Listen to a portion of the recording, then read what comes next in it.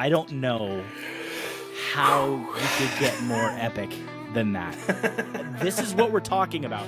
All of the things that we experience in this world, the evilness that goes unchecked, the pain that we experience when injustice happens. Yeah.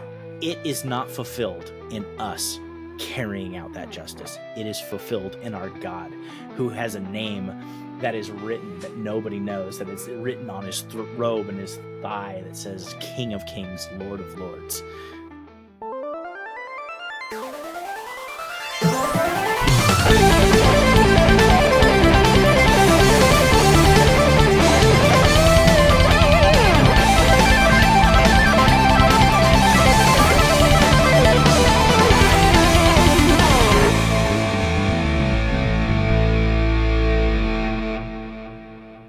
Ladies and gentlemen, welcome to Cosplay Eternity, the podcast where we LARP the already but not yet kingdom of heaven.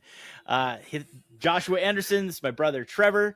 We're going to go ahead and get started talking a little bit about a quick movie review, or maybe make a story review of the Boondock Saints episode. But before we do that, let's go ahead and catch up. It's been a little bit of time. A lot has happened since our last episode. What have you been up to, Trevor? I saw that you were on a podcast. Oh yeah, that's right. I was I did an episode of the Talk Down with Ethan Nicole and Adam Yenzer. It's a fun podcast. If you haven't checked that out, definitely do. Let's see. It was also my birthday, and we didn't do anything, which was exactly what I asked for, and I'm very happy about that. And then we went camping, and there's a KOA. If you know about the KOA campgrounds, what's the KOA? So KOA, I don't know what it stands for. It's like Campgrounds of America. I think that's Killed on Arrival. Yeah, Killed on Arrival. Yeah. No, it's Campgrounds of America. Right? You're right. So yeah, San Diego's not the greatest place for camping. It's because it's just hot and it's a lot of desert and not very woody unless you go up into the mountains. But this is just in Chula Vista. So you went into this KOA and you go in there and you look outside of the camp and you can see there's like a Texas Roadhouse and the freeway and everything.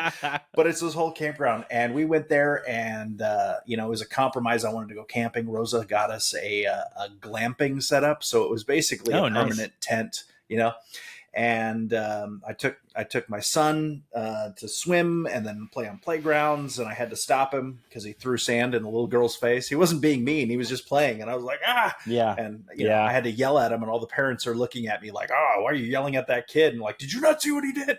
So I just you're being a white dude walking around. They're like, "Is this yours? Why are you being mean to this Hispanic kid?" Exactly.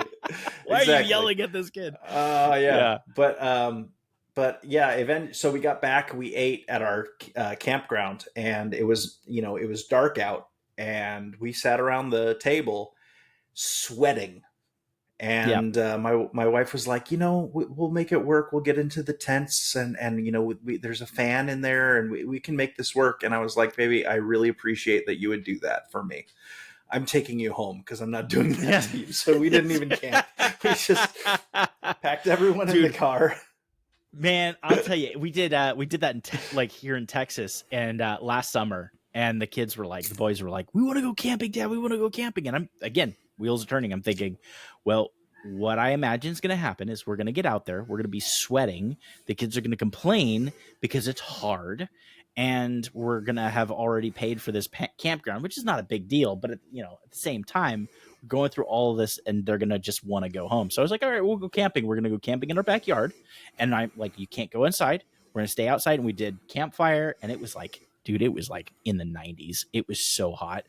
And sure enough, they're like, oh, we don't want to do it. I'm like, dude, we're doing this. And I forced them to do it. And they were all hot and sweaty. And I was hot and sweaty.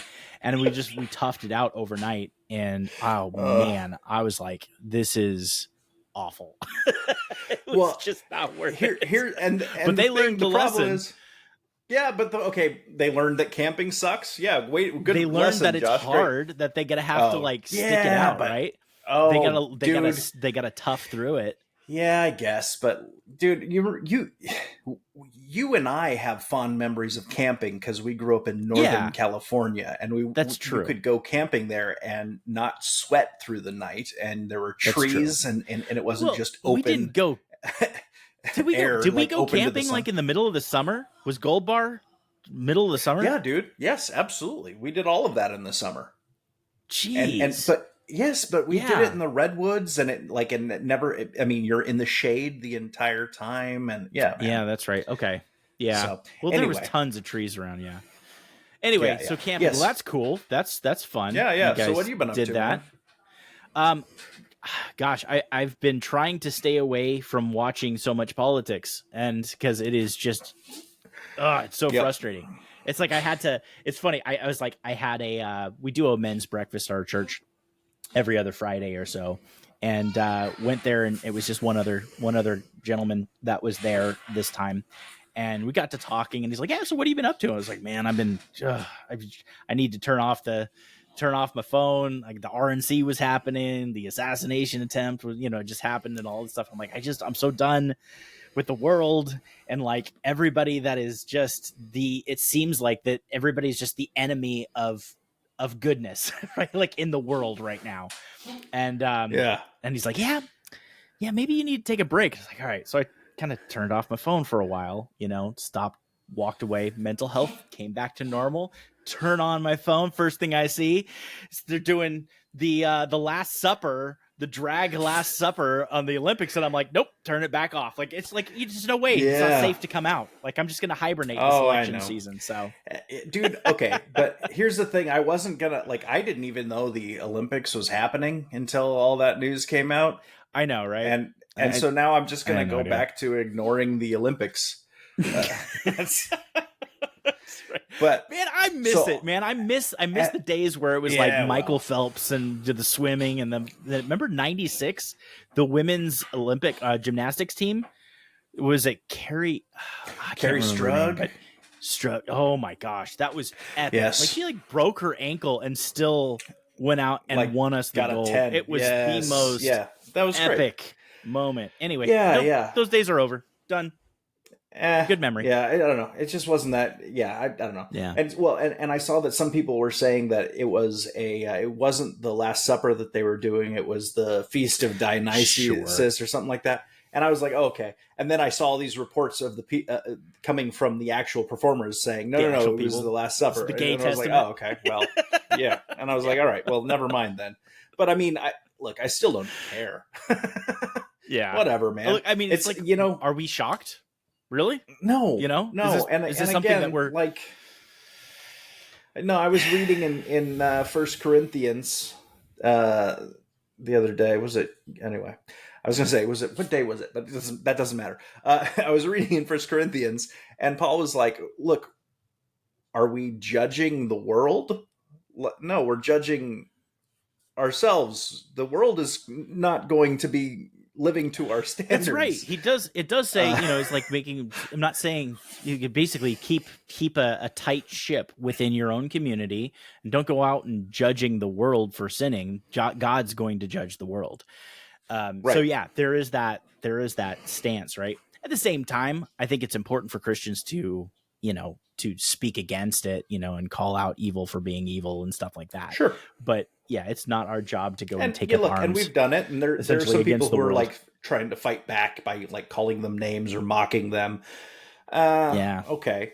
I'm fighting back by just continuing to not give them my attention. Like you give them attention, you give this attention, and it gives them the fuel that they need. It's right. It's like it's because it's narcissism. The whole thing is about oh, look at me, look at our what do you do with narcissists? Essentially, you ignore them. You don't give them the fuel. Yeah, and I mean, I think that tends to be like a very I don't know, is a decent response. I think just ignore them. Like, okay, we just won't give them our views. They'll lose the ratings, and maybe they'll be.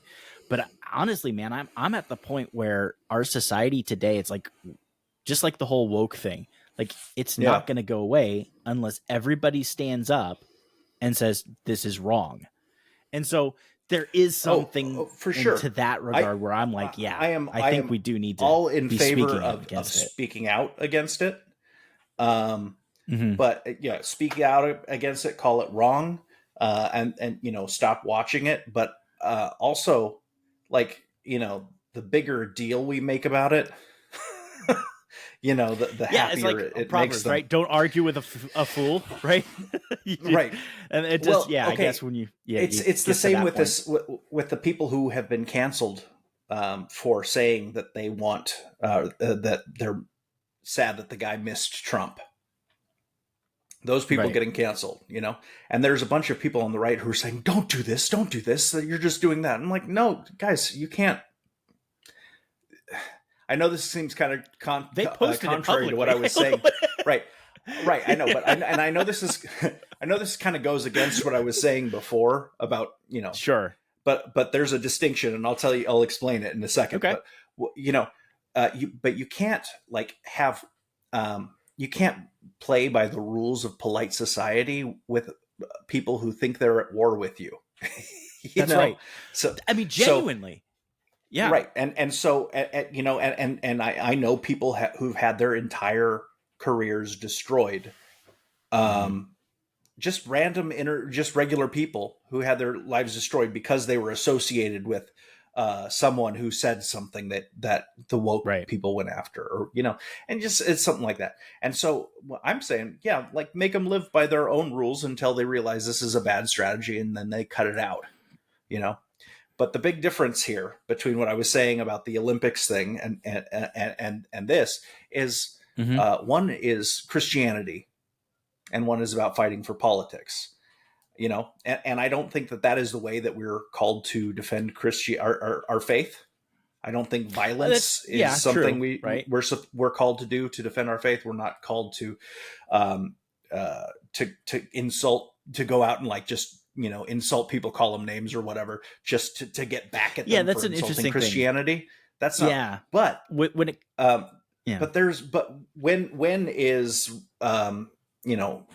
more of this warlike, non-violent warlike action appropriate in politics? I mean, if you think about it, that's really what was going on with the Crusades. It wasn't a religious war. It was just there was no government anymore, not since Rome had fallen, and no one was there to take up the slack except for the church, and they were thrust in this position, and people were saying, hey, we need to do something about this terrible atrocities that are happening here. And the church for a long time didn't do anything because they were like, well, we're a church. We don't do that. And they eventually had to, because they were a government. Crusaders essentially went through and started just totally raping and pillaging all of the churches, and it's like, oh well, this is a problem. They're attacking Christendom as a whole, and the church was the government at the time, so it was, so it would have been great for a government to go and step in and do something like that, but there wasn't one, and so the church had to do it, which is unfortunate. But that's a good distinction. I think that's a good comparison. So I think that when it comes to politics, sure, go, follow your conscience, do what fight we back, have to do. Do what you have to do, not violently, unless we end up in a war, which I hope not. Unless it's to the point where that's where political violence is necessary, because it's the end of or defending one's life, liberty, and pursuit of happiness. Right. So I'm not calling for that. But no, and I don't think that's anybody's going to take it that way. But the interesting thing is, like, God does not need us to physically do anything like Islam, right? God is going to win in the end, and it's our job to just make sure that we're doing what God has called us to do. So but it's interesting. So speaking of violence and taking the law into your own hands. I was going to say, perfect transition, right? Yeah. So there's a particular movie, and let's go ahead and get started on this. So there's a movie called The Boondock Saints, and I think that there is just a disclaimer on this. This is not a Christian film. This is not a PG-13 film. This is a rated R film. There is everything that makes it. It's good in R. Everything that makes it a rated R film, and it deserves the rating. This was early 2000s or 1999. I don't know exactly when it came out. Late 90s, but, yeah, I think so. Yeah, so the premise of the story is that in South Boston, there is just a bunch of crime, and it's just riddled with crime. There's rape, there's murder, there's theft, there's robbery, there's extortion, there's organized crime. Mostly the mafia, the Italian mafia is kind of running rampant. The Russian mafia is running rampant. And these two Irish guys from South Boston, Connor and Murphy, who basically good Catholic get boys. These Catholic boys get this decree from God to essentially go kill everyone, right? it's interesting. I think that there's actually an important distinction. There's a scene where they essentially wake up from a dream or something, and the narrator says, whosoever sheds man's blood, by man shall his blood be shed, for in the image of God, for the image of God he made he man, or something, which is Genesis 9:6, I believe, which really is the Noahic covenant. Basically, God saying, look, if you're going to shed blood, the punishment is your blood is going to be shed. Like, this is the Noahic covenant. Don't kill. This is before the Mosaic covenant. This is before the Abrahamic covenant. Like, this is the first, right? Don't kill people. This is it. That's God's covenant with him.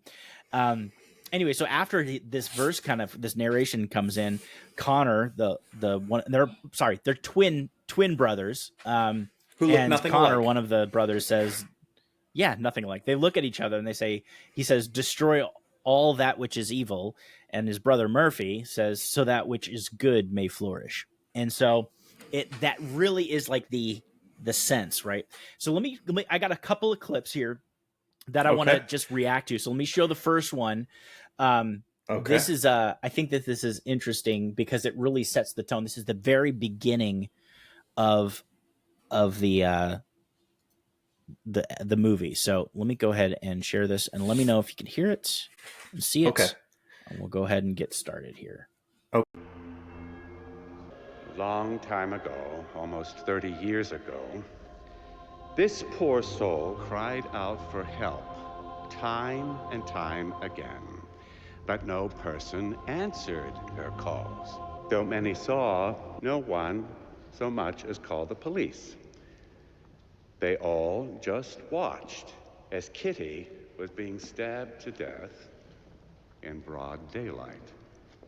They watched as her assailant walked away. Now, we must all fear evil men, but there is another kind of evil which we must fear most, and that is the indifference of good men. I do believe the Messiah's finally got the point.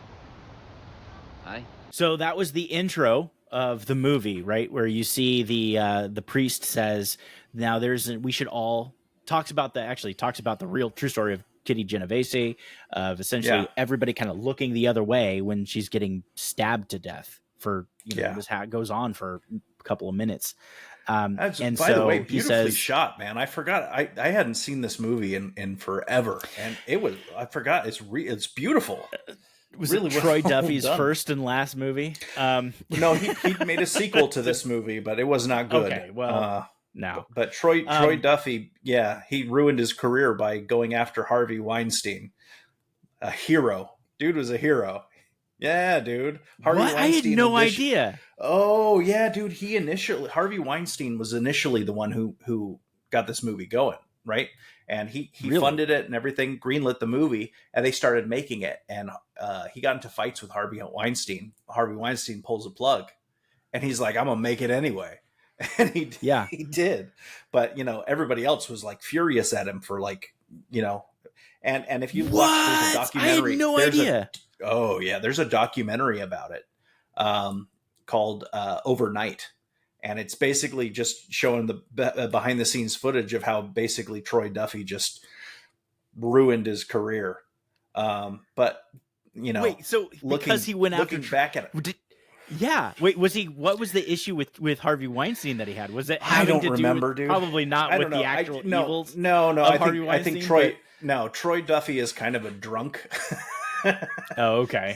and so yeah, but anyway.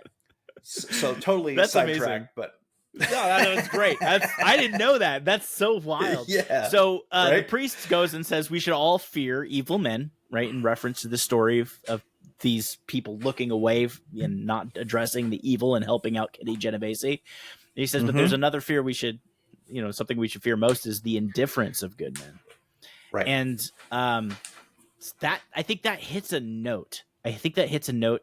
In a society, even today, when you see the kind of evils that are happening. Now, granted, he's painting a picture of like, this isn't the first time, if you look at today, of, Chicago and New York and stuff like that, and how bad it is and the homicide rate and everything.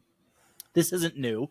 In the 70s and the 80s of New York were terrible. The mob was running amok. And this was more of, I think, a response to some of the stuff that was happening then, Sure. Well, kind of like Death Wish, was a response to it. Yeah. Yeah. Well, I think they even make reference to, was it Johnny Bronson? Or what's his name? Charlie Bronson, yeah. Charlie Bronson, always has a rope. Yeah. It's always got a rope. Yeah. Yeah. He always has a rope. He's always end up using it. Well, and it's interesting because I was just thinking about when it is appropriate for us as Christians to step in and take violent action. You know what I mean? And in the case of some of Kitty Genovese, is that her name? Yeah. That would be an appropriate time for somebody to step in and stop it. But I don't think executing criminals, hunting them down and executing them, is something that falls, especially if we have a system in place for that, flawed as it may be. But there are situations where it is. For example, I remember reading about this somewhere in either in Mexico. I think it was in Mexico.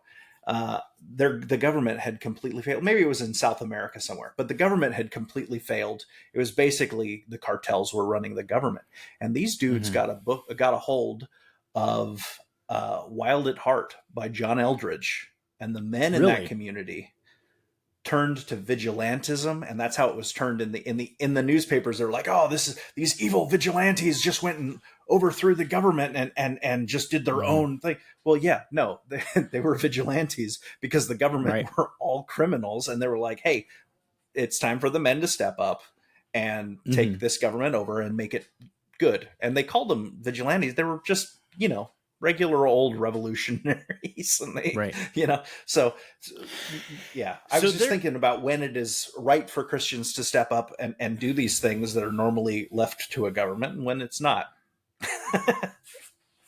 Well, I think that's a very prescient message in today. Like, you can look at all of the corruption that's happening. You can look at the politics. You can look at the attacks on the nuclear family. You can look at the mutilation of children. You can look at how even the government's trying to take kids away from families. Like, there's some serious evils that are happening. And it may feel like we need to do something, and in a aggressive sense.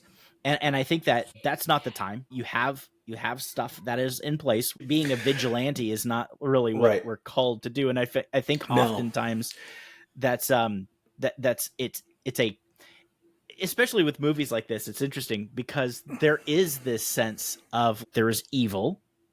We need to stand up for what is good. And it's a very simple, and it speaks to, I think, men's hearts to say, stand up, and good men need to make evil go away. Evil is not going to go away until good men stand up. Right. Well, and as Christians, we are commanded to do justice. Right. You know, now at the same time, though, we're not called to usurp the justice system. Correct. Now, and you know, obviously there are times where you're like, well, that's what better option is there? And we're clearly not at that point. But you said that, you know, that feels like we need to, you know, sometimes feels like we need to take aggressive steps. Right. And I agree. And I think that we should take aggressive steps. They don't have to be violent steps. You can take aggressive steps. You can, you know, there are people who are doing things like, who are really, really getting active in fighting against these particular issues, you know, there are people who are going out and doing investigative journalism on abortion clinics and going to prison for it. Right. You know, I mean, there's there are people who are taking risks and stuff. And there's always time for that. Always time for that. May not always be time for, you know, punching a Nazi or, you know, a commie. More realistically, it's a commie right now. So going back to this movie, kind of what we see throughout this movie is going back to the stance of, or at least the scene that I kind of explained in the beginning. They talked about, you know, the Noahic covenant was quoted, and they're like, you know, destroy all that which is evil so that good may flourish. And that's the premise, right? That is literally just the premise of the movie. And what I think is so attractive about this movie from a theological standpoint is it clearly distinguishes what good and evil are. There's no gray areas. It's not a question. Good and evil, you know who the good guy is, you know who the bad guy is. It's interesting because we don't really see that in movies today. There really isn't a clear distinction between good and evil today, because I think that there's such maybe an inclusivity to, you know, you use catchwords to say, well, we don't know you got movies about the Joker, and the villains are essentially the good guys now. Hollywood does not have the worldview required to make this kind of movie anymore. It's the same reason that they can't make noir movies, because noir movies were cut and dry, black and white. There was good, there was evil, and they were clearly distinguished. That's why they can't make good westerns anymore. It's because the philosophy that has been internalized in Hollywood does not allow for good and evil to be black and white. And so that's true. And you know, and it's funny. This is not the first time in history we've had this issue.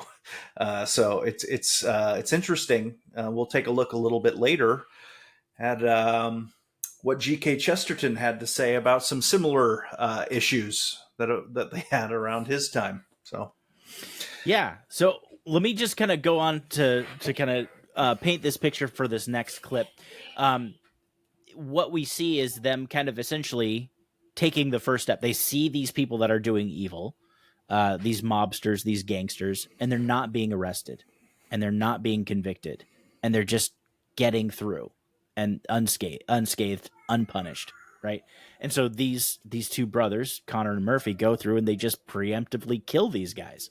They just go through and just like kill a bunch of mobsters. And it gets to a point where their friend Rocco, who's this guy that's part of the Italian mob, that's just this low-level henchman. He's the funny man.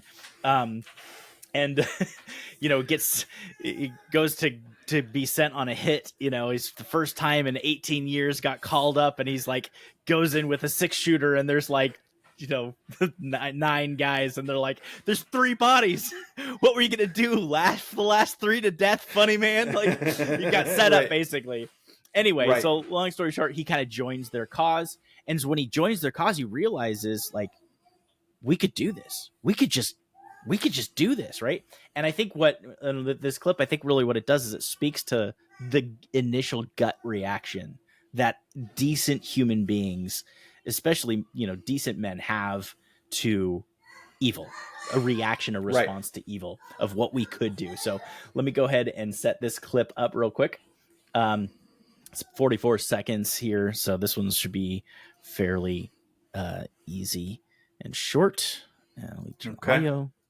And we're doing this, by the way, because a friend of yours commented on our first podcast that we should do an episode on the theology of the Boondock Saints. And we said, you know what? That's a great idea. That's a great idea. Yeah. So exactly. Hey, leave comments with your suggestions and maybe we'll do them if they're not stupid and dumb.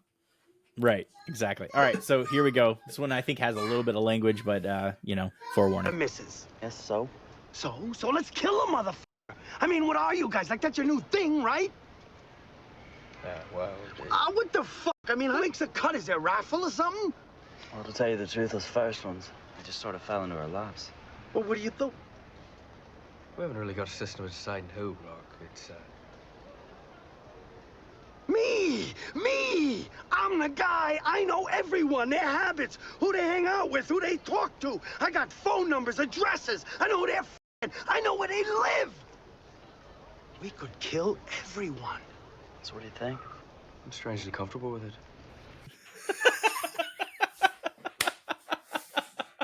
We could kill everyone. Strangely comfortable with it.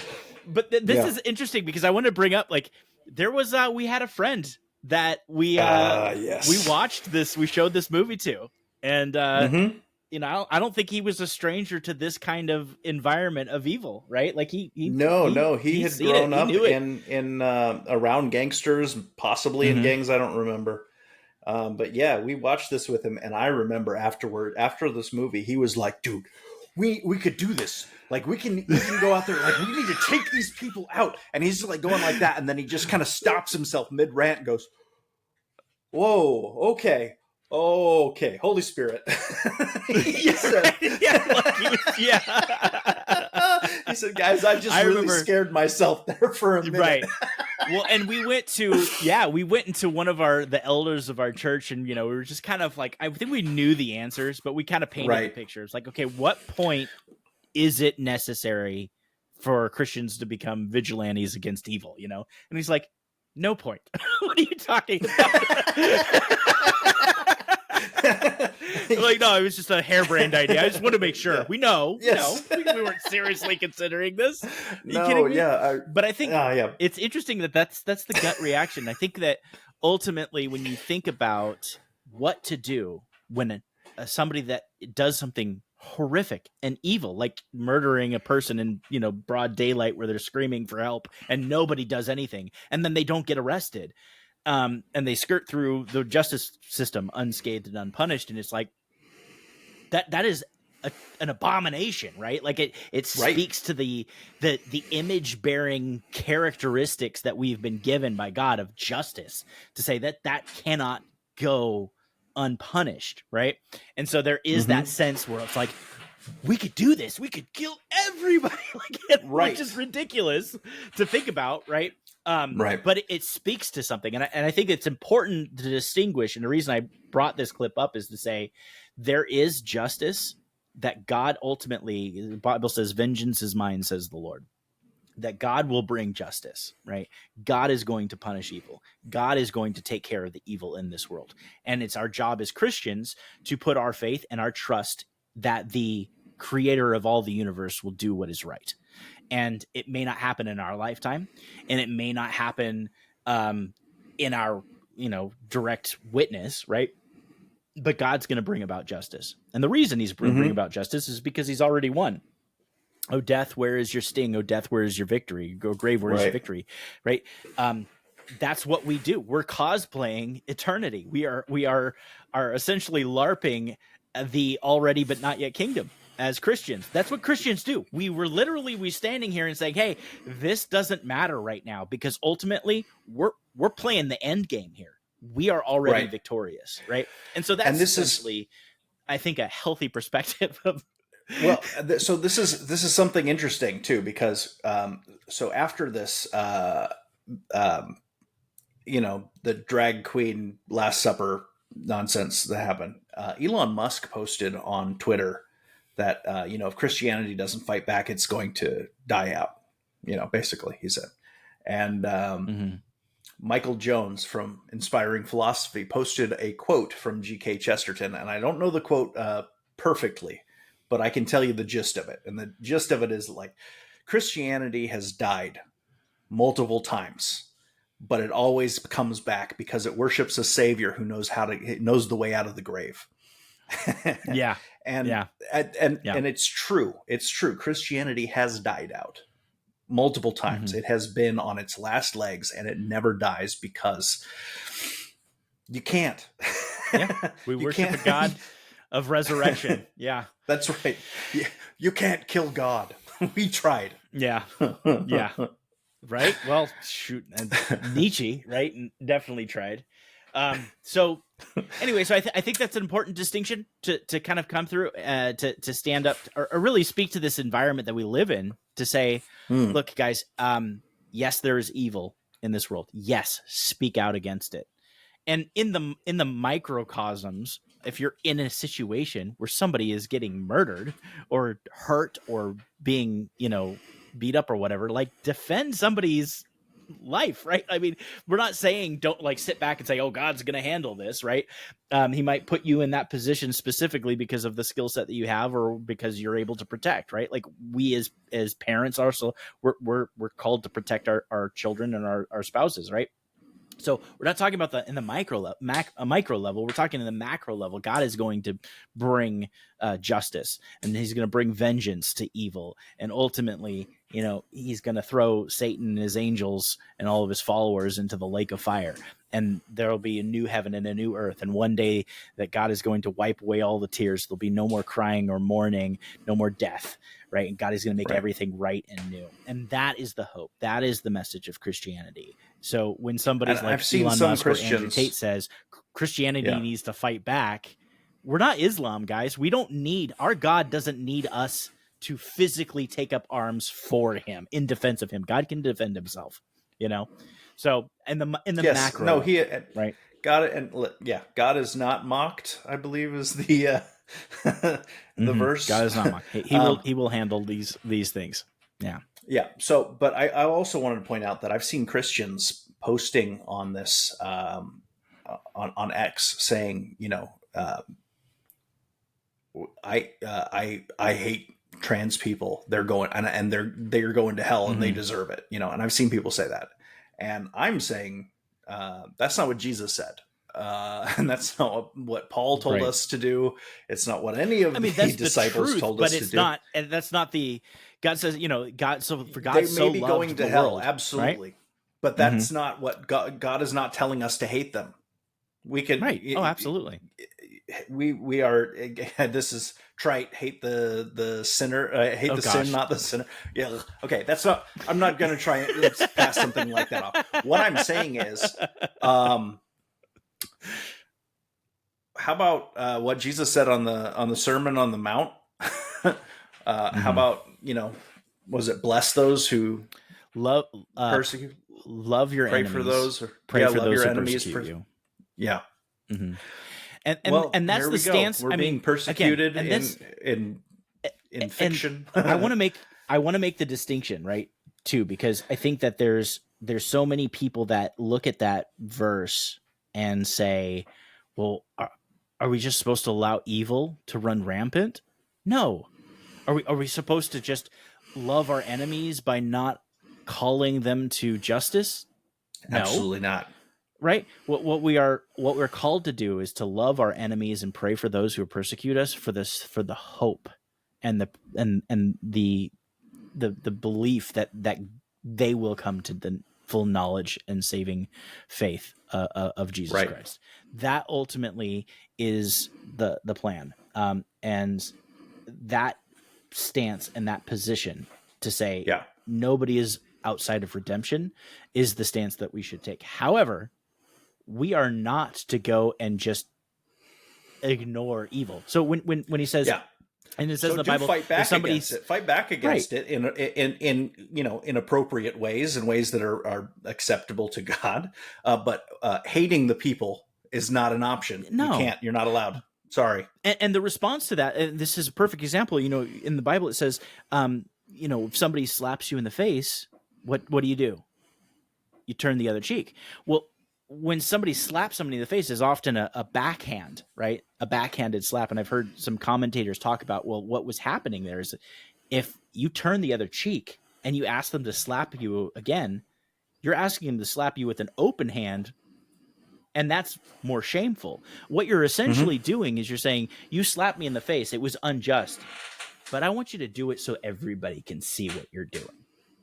I'll take it. I'll take the punishment, but I want you to show everybody the evil that you're committing. And it's exposing the darkness into the light. And so it's coming from a place of strength and not of weakness. It's not you're not turning the cheek because you're like, oh, I'm not allowed to hit you back, so you can go ahead and hit me. No, it's somebody who's already won. We already have victory. And it's somebody going, okay, yeah, expose yourself. Go ahead, do it again. Right. Exactly. and that hopefully will bring the truth out in the situation to where society, and that's the thing, ultimately at the end of the day, it's like, these evil people want to be evil. I'm going to expose you and put a magnifying glass on what you're doing. Hey, you want to take kids and mutilate their genitals? I'm going to put a magnifying glass so that everybody can see what you're doing. Right? Like, absolutely. And so that I think is the proper stance. And so that's what this movie is. It's appealing to a side of us. It's kind of a wish fulfillment because I know that I would love to be able to go and just stop evil people, like just go and like stop them. Yeah, you know what I mean, and put an end to and what they're doing here. In this movie, it's it's a fantasy of what a lot of people do. Like, oh man, why can't I just go? But if you look at just even the disciples, you can see the reason why Jesus doesn't just give us that authority. Look at the sons of thunder. As soon as God gives them a little bit of power, shall we call down fire upon these people? Jesus is like, what, like, seriously, guys? Like, that was, I give you a little bit of authority and you immediately go for the nukes. Like, I mean, come on. and I'm completely, I'm just as guilty of that because yes, I see things like this happening and I get angry and I'm like, let me call down thunder. Let me send a drone. Let me call down fire. You know what I mean? Yeah. Oh, and by the way, while you're at it, because of my zealotry, raise me to your right and your left hand and in a place of honor, just to show that I'm very zealous for you. Like, I mean, like, look, the depravity of man is selfishness, and the pride of life is it catches us all. So there is essentially what I think you're right. It's just a fantasy flick of justice carried out. It is, but it can be taken too far. To put it crudely, it is justice porn. Yeah, it really is. It's like you're really not facing the consequences of your action, but you're getting the dopamine. All right, so I got one more clip, and it's the end scene, and it really is. This last scene, I was watching it and I was just remembering the feeling that it gave me, like this leading up to this moment where they're going through, they've killed, all of these mob, under bosses. And now they got this mafia boss, this Don is in a case and he's about to get let off by the justice system. And he's killed a bunch of people. He's done some terrible things. This mafia boss killed their friend Rocco. Spoilers. And so he's about to get let off by the justice system. And so they break in and they have this like crazy epic speech about like what their purpose is, what they're going to do to evil. And let's take a look here. And then they have like this prayer that they do at the end, which I think is probably completely blasphemous, but I am ashamed to say that I memorized it. Every single line. I recited it with you multiple occasions. All right, let's take a quick look at this. This is the last scene, and we'll talk about it afterwards. Now you will receive us. Every breath, we shall hunt them down. Each day we will spill their blood till it rains down from the skies. Do not kill, do not rape, do not steal. These are principles which every man of every faith can embrace. These are not polite suggestions. These are codes of behavior. And those of you that ignore them will pay the dearest cost. There are varying degrees of evil. We urge you lesser forms of filth not to push the bounds and cross over into true corruption, into our domain. For if you do, one day you will look behind you and you will see we three. And we will send you to whatever God you wish. And shepherds we shall be, for thee, my Lord, for thee. Power hath descended forth from thy hand. Cold shall it ever be. In nomine Patri. Et Filii. Spiritus Sancti. Oh my God, such a good movie. Perfect closure. Perfect closure to it. It's like the bad guy finally gets it, you know? I think of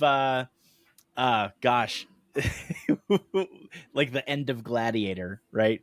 When Maximus takes it, you know, takes the dagger and slowly thrusts it into the throat of Commodus, Caligula.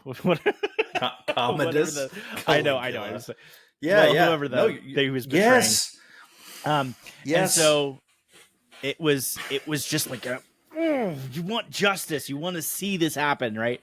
And there is something I think you want it at your own celebrates. hands. You want to be the one.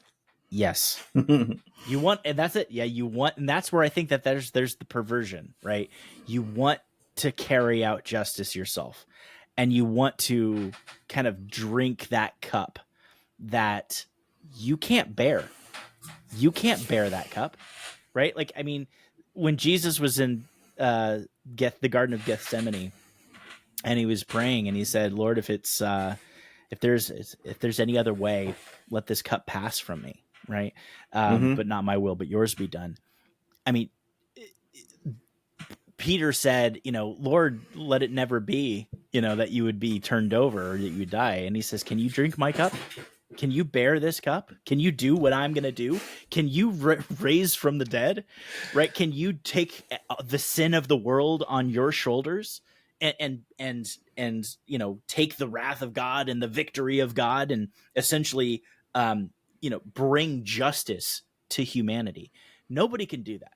Nobody can do that except for God. And so I think that that's the important distinction. The feeling that you feel it's of seeing justice brought about is a godly characteristic, but it's perverted when we take it and bring it and say, we are the ones that bring about justice. But the reality is in Revelation, in the apocalypse, when Jesus comes back, and there's the big battle of Armageddon, where the armies of Satan, the dragon, and the false, you know, prophets and stuff like that are going against God. You know, there's a brilliant image that is given in the book of Revelation in chapter 19, where it describes who Jesus is and what he's going to do. This image that we get in Revelation, let me just read it, because I think that feeling of justice that we got from that last scene of the Boondock Saints is really fulfilled without perversion in Revelation 19, when the rider on a white horse comes in. So let me just go ahead and read this. Let me share my screen, because this is absolutely beautiful. All right. So starting in verse 11, it says, "Then I saw heaven open, and behold, a white horse. The one sitting on it is called Faithful and True, and in righteousness he judges and makes war. His eyes are like a flame of fire, and on his head are many diadems, and he has a name written that no one knows but himself. He is clothed in a robe dipped in blood, and the name by which he is called is the Word of God. And the armies of heaven, arrayed in fine linen, white and pure, were following him on white horses. From his mouth comes a sharp sword, with which is to strike down the nations, and he will rule them with a rod of iron. And he will tread the winepress of the fury of the wrath of God the Almighty. On his robe and on his thigh he has a name written, King of Kings and Lord of Lords. Then I saw an angel standing in the sun, and with a loud voice he called to all the birds that fly directly overhead, 'Come, gather, for the great supper of God to eat the flesh of kings, the flesh of captains, the flesh of mighty men, the flesh of horses and their riders, and the flesh of all men, both free and slave, both small and great. And I saw the beast and the kings of the earth with their armies gathered to make war against him, who were sitting on the horse and the arm against his army. And the beast was captured, and with it the false prophet who in its presence had done the signs by which he deceived those who had received the mark of the beast and those who worshipped its image. These two were thrown alive into the lake of fire that burns with sulfur, and the rest were slain by the sword that came from the mouth of him who was sitting on the horse, and all the birds were gorged with their flesh. I don't know how you could get more epic than that. This is what we're talking about. All of the things that we experience in this world, the evilness that goes unchecked, the pain that we experience when injustice happens. Yeah. It is not fulfilled in us carrying out that justice. It is fulfilled in our God, who has a name that is written that nobody knows, that is written on his robe and his thigh that says King of Kings, Lord of Lords. You know, like Daddy's home. Yeah. Right? I mean, so it's wow. I wanted to make that distinction, right? Like that feeling that I remember having, and even still to this day, watching the Boondock Saints, that last scene again of like, oh, this justice, it's finally happening, or the end of the Gladiator, or you know, or any other movie, right? I had ultimately an is fulfilled interesting in Christ. I had an interesting thought here. Another revenge movie that I love is Tombstone, and in Tombstone, a theme that goes through that, they talk about the riders and horses and that, and it's a theme in the beginning, and he says a pale horse. The pale horse is coming for you. You know, he warns them, the pale horse is coming for you, and hell follows with him. Right. Tell him hell's coming with me. And hell's coming with me. Yeah, exactly. Well, I think that's what happens when we step in and try and take that revenge. It's not justice, it's revenge. And when we step in and take revenge, we're on a counterfeit horse. We're on that pale horse. And it's not, we're not the rider on the white horse's robe dipped in blood. That's not us. Right. And we can't bear that cup. We can't bear that cup. We are not able to bring about the justice. You know, I often think about, like, God is the creator of the universe, and you know, Abraham says, you know, will not the God of the universe do what is right? Like he alone has the right over life and death, you know, like ultimately. And so and to bring about the justice of everything, and it's the thing that reading Revelation 19 and the rider on the white horse, the thing that I celebrate inside me, and the things that I get chills about and goosebumps about, is not that these evil people are suffering or in pain or being, you know, like, that's not what I'm celebrating. I'm like so excited about the wrong being turned to right, the wrong being served justice, what has been wronged and what has broken communion with God and his people is now being, you know, eradicated and made new. Yeah. And so, wow, that's the beautiful thing, and the powerful message there. Wow, so. Praise God! That's a good word, man. Oh man, that's good. But yeah, so we'll kind of, I guess we could just end that with the Boondock Saints theme here with that. But we could definitely talk about more things in pop culture and maybe things to come. Tease out some things to come. Yeah, well, okay. So, for example, in the early 20th century and late 19th century, there was a literary movement called the Decadence, and Oscar Wilde is one of the most famous of these people. And what they wrote were these plays and literature that was hedonistic and vile and maybe not by today's standards, but it was not.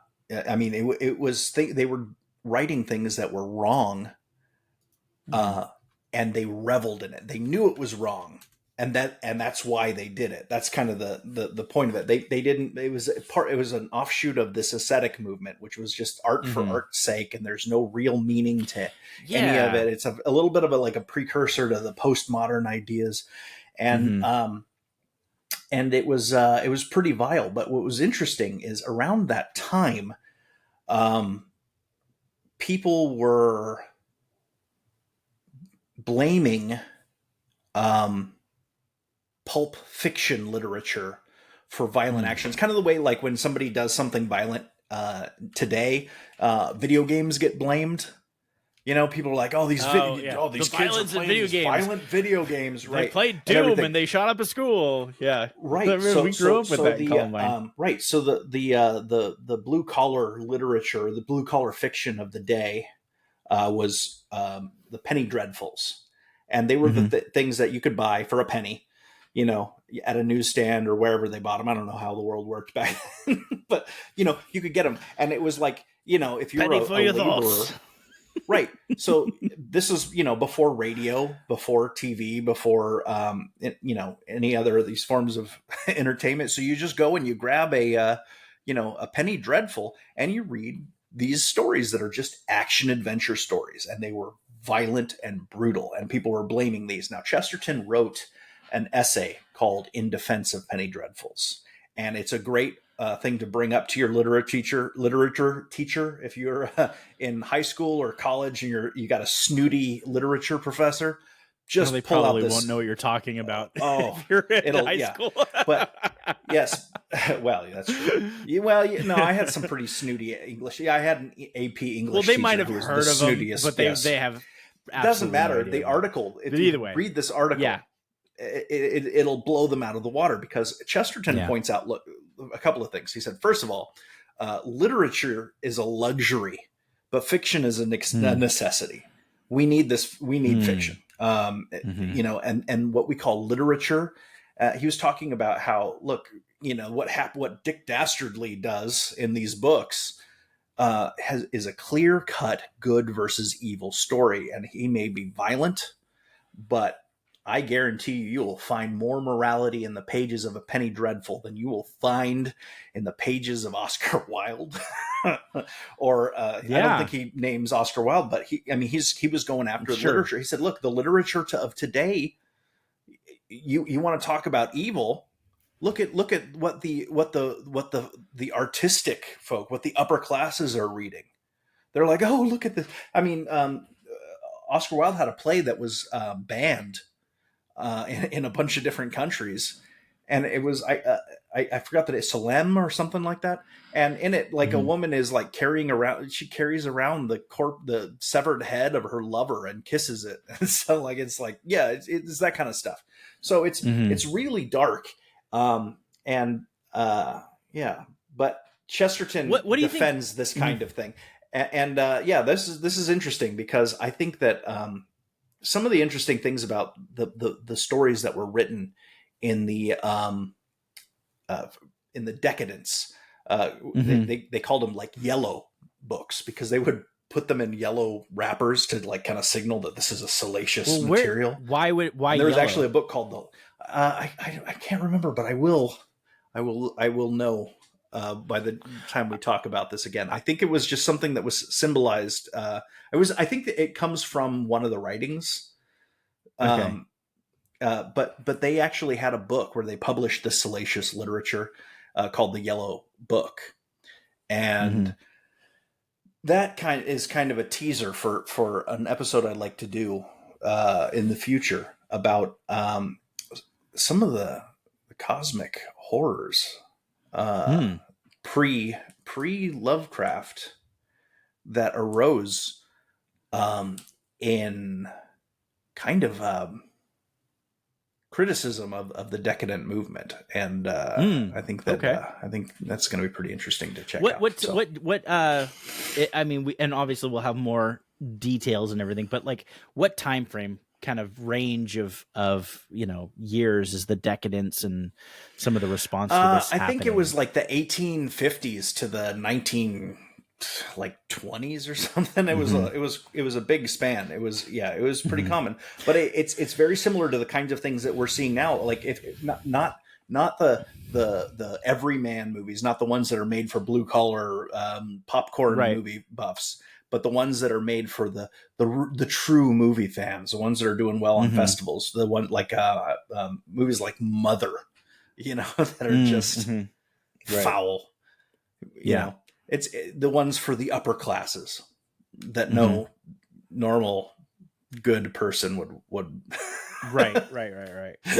Yeah, it's interesting. I like the idea of decadence and the way that stories are written and the just kind of the vile, nastiness of that. I think we see, we're starting to see today, like the celebration of evil, the celebration of, and it's interesting because I think we live in an environment that what we think of as tyranny is only what we've learned from in the past, and tyranny tended to be the upper classes, the corrupt, leaders and oligarchs, and essentially, going and being tyrannical through force, because they had the biggest army, because they had the most money.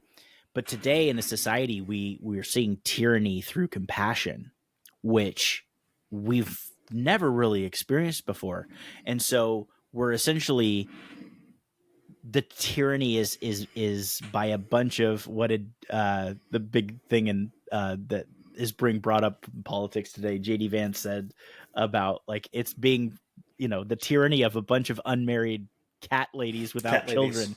And it's like it really is it's about like be kind or else, be inclusive or else. And it's this kind of tyranny that is it actually doesn't have any power to it, except the fact that there are mobs that will riot and burn things down if you don't go along with it. But in its reality, it's shame first.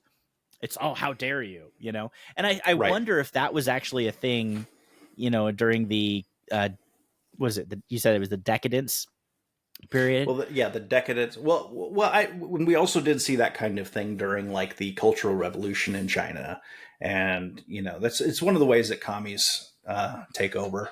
This is a tactic that they use. It's warmed over and has an American cultural sheen to it this time. But anyway, right. I think that's I think we need to stop this podcast here. We've got we'll try to. We appreciate our new subscribers, guys. Like and subscribe. Yeah, we will try to have more regular content. This is not our full-time job. We've got lots of things, but hey, with your support, we will do our best to give keep you shooting ideas content. At us too. Yeah. All right. So like and subscribe, and see you next time.